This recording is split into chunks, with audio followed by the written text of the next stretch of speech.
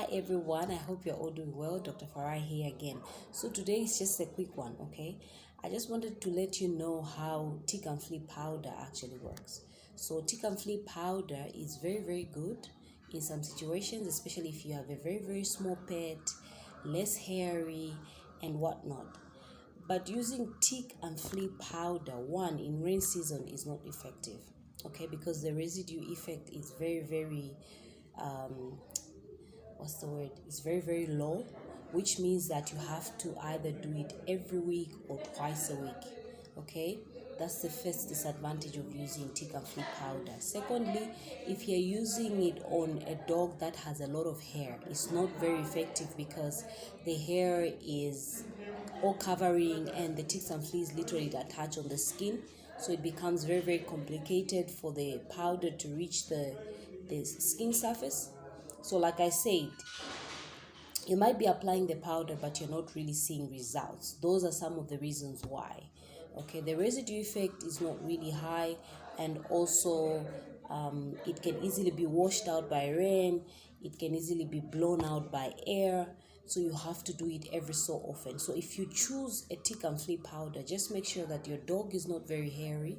You can use it on a less hairy dog, but it's also not very economic if your dog is very, oh my god, yeah, it's not very economic if your dog is super big, because you have to literally cover the whole pet in powder, which is crazy. So in this rain season, what I recommend is use products that have a high residue effect. Okay, high residue effect, guys. So I don't want to go into the actual products list you think I've been paid to say so, but believe you me, there are a lot of products out there, commercial products that have been made with high residue effects, okay?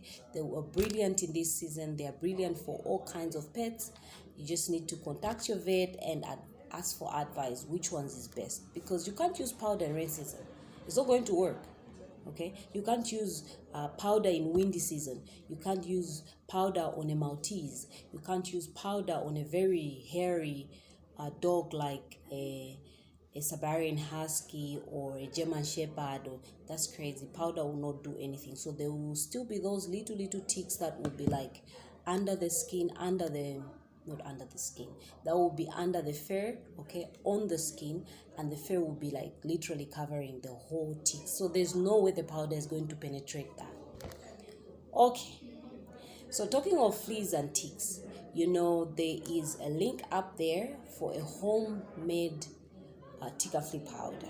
Okay, I don't really recommend it right now, but if you have fleas invading the dog house, if you have fleas invading your house, you can use this homemade product without having to worry about poisoning your kids and whatnot. Okay, so please guys, don't use tick and flea powder if you have a Maltese. Don't use tick and flea powder if you have a giant dog. Don't use tick and flea powder unless, hear me right, unless you're willing to be doing it every so often. And even if you do it so often, if your dog is very hairy,